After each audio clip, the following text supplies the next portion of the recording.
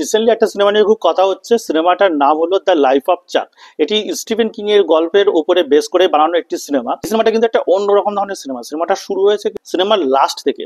দেখানো হয় যে পৃথিবীর শেষ সময় ঘনিয়ে এসছে, পৃথিবীতে চারিদিকে নানা প্রাকৃতিক বিপর্যয় হচ্ছে এবং মানুষ ক্রমশ মারা যাচ্ছে। এরকম একটি সময়ে চারিদিকে একটি পোস্টার পড়তে দেখা যায়। সেই পোস্টারটার নাম হচ্ছে দ্য লাইফ অফ চাক। এই সিনেমাটা এইভাবে বিভিন্ন পার্টে পার্টে ভাগ করা হয়েছে।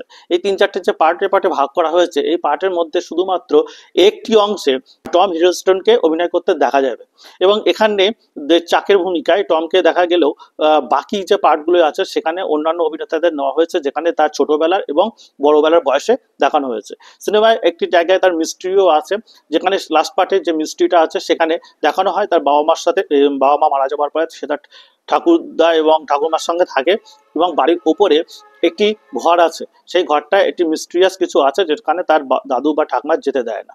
এই নিয়ে সিনেমাটা। যদি আপনি স্লো কোনো সিনেমা দেখতে পছন্দ না করেন তাহলে সিনেমাটাকে এড়িয়ে যেতে পারেন।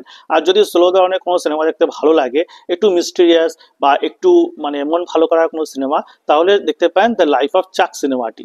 সিনেমাটা কিন্তু বেশ কঠিন আমি বলবো, কেননা বুঝতে অসুবিধা হচ্ছে। আপনি নিচে গিয়ে ইউটিউবে গিয়ে পরে গিয়ে সার্চ করে দেখতে পারেন। অনেকে এই সিনেমাটার ব্রেকডাউন করেছে, সিনেমাটা কি বোঝাতে চেয়েছে সেটাও দেখতে পেয়েছে। আমার ফার্স্ট পার্টটা কিন্তু অদ্ভুত এবং দারুণ লেগেছিল সিনেমাটা। লাস্ট পার্টটাও খারাপ লাগেনি, মাঝামাঝি পার্টগুলো অতটা ঠিক না লাগলেও খারাপ, মোটামুটি বলাই যায়। তো এই সিনেমাটার একটা সবচেয়ে বড় ব্যাপার হলো সিনেমাটা নিয়ে সেভাবে কোনো রকম প্রচার টোচার কিছুই করা হয়নি, অথচ পরে সিনেমাটা রিলিজ হওয়ার পরে সিনেমাটা ভালো রেটিং পায় এবং সিনেমাটা নিয়ে অনেক আলোচিত হয়। তো আপনি এই ধরনের সিনেমার সাধারণত মিস করা যায় না। তো আপনি দেখতে পারেন দ্য লাইফ অফ চাক সিনেমাটি টম হিডলস্টনের। তো যাই হোক, সিনেমা নিয়ে এরকম আরো ধরনের খবরাখবর পাওয়ার জন্য অবশ্যই লাইক, সাবস্ক্রাইব এবং ফলো করতে ভুলবেন না। ধন্যবাদ।